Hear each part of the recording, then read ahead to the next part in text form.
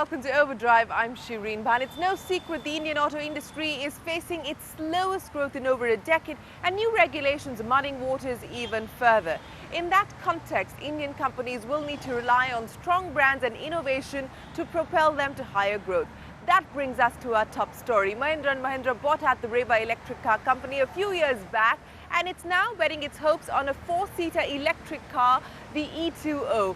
But takes it out for a spin to find out what's shaping M&M's electric dreams. The world as we know it is entering a wonderful age of technology. The devices that govern our everyday lives are growing more compact, more intelligent, they're growing more cost-effective, and of course, they have a smaller carbon footprint. Devices such as our smartphones, our tablet PCs, our refrigerators, our washing machines, our air conditioners, well, they are deciding a more technologically advanced lifestyle for us. So, why not our cars? Well, things in that direction are about to change, thanks to cars such as this, the Mahindra E2O. Now, I'm going to take you over the next few minutes to the four aspects of this car. It's compact. As you can see, it's a fairly small car. The intelligence, there are some innovative solutions that the E2O has to offer. Then there's the cost effectiveness, which I will explain to you in a few minutes as well. And it's electric, so that carbon footprint is really small. So, is the E2O going to make a difference in your lives? And is this car capable of saving the planet? Well, that's a decision I'll leave for you to make. Now on the aspect of compactness, as you can see, this car, well, it's just about 3.3 meters long, it's just about 1.5 meters wide and stands about another 3 meters tall. There's enough ground clearance to make it perfectly safe in all urban, semi-urban or rural areas. As for the design, well, it's a fairly striking front end, large bumper, large grille, very wedgy hood, and of course these projector headlamps.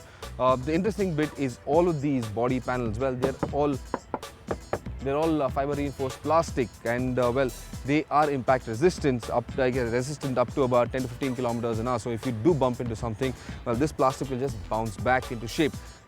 Even another interesting aspect about this plastic is that the color runs right through and through. So if you do get a nick or a scratch, all you have to do is just buff it out and you get a car that's shiny, clean, as good as new. Now from the side profile, you can, if you notice, it's a two-door, and that's the only version there is. There isn't a four-door version. Ingress and egress, well, it is very comfortable, and it's a four-seater effectively. So well, there is space in the back for two passengers. 4 grown adults can sit in here very comfortably. And now moving on towards the rear, as you can see, it's a little boxy looking, bit futuristic also in design and detail, but nevertheless it still does look interesting. The rear hatch, well, you can either access it from a lever inside the car or by pressing a button on the key fob. And of course, there's enough space in here to carry all your shopping.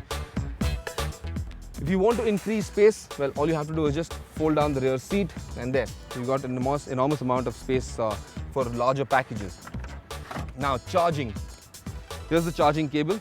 There's a nifty cubby hole where you slot this in, where you store this. And if you had to charge your car, well, that's where you put your charging pin. And the other end, of course, goes into your socket at home, work, or wherever else you decide to charge it.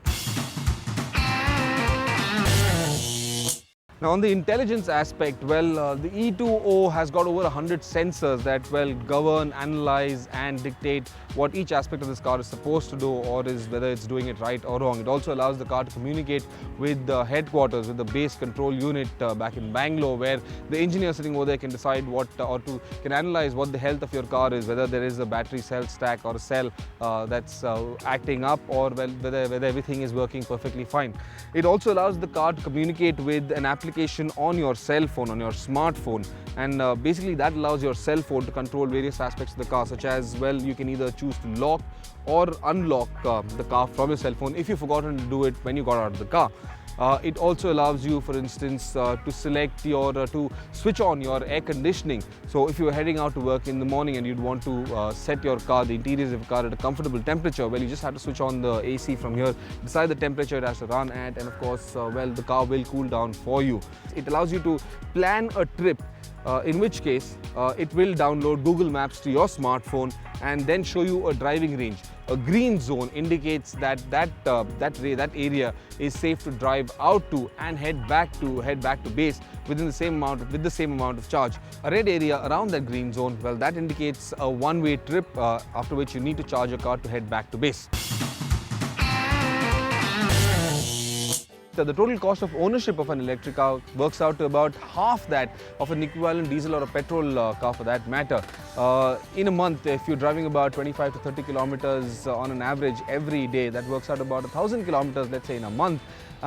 You would consume about 100 units of electricity, which on the upper side, if you calculate about 5.5 rupees 75 paise up to about 6 rupees also a unit of electricity, that still works out to just about 600 rupees a month. Well, can any petrol or a diesel car give you that kind of efficiency? I don't think so. There isn't any car that I know of that can give you that kind of mileage and that kind of cost efficiencies.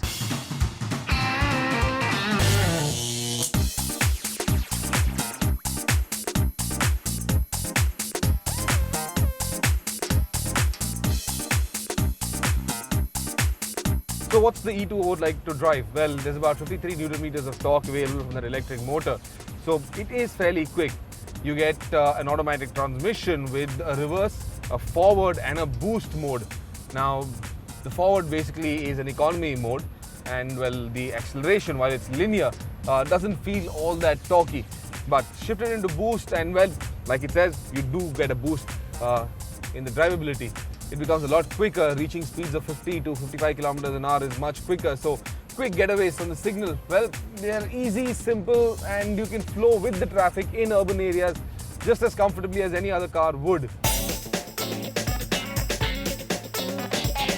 The steering is a mechanical unit, so it shouldn't sap a lot of power from any component. But while the steering feels light when you're driving in the city, at parking speeds it gets heavy. The brakes are very well sorted out for most conditions, and there is no ABS on this car. As for airbags, they are only available on the top of the line variant. Because of the weight of the battery, which is stacked under the seats, under the front seats, the center of gravity is fairly low. The dynamics, well, while you really aren't going to be hunting corners in this car, they're safe. It's a stable and planted car in the city. By now, most of you would know that the E2O costs 5.96 lakh ex-showroom Delhi. And at that price, it is expensive.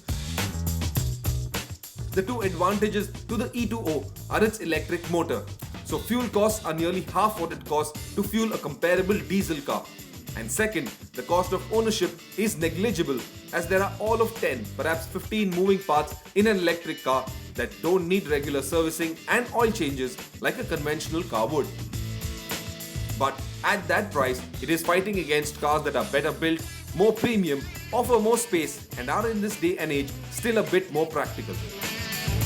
While the electric dream is commendable, I still think the time isn't right for the E2O.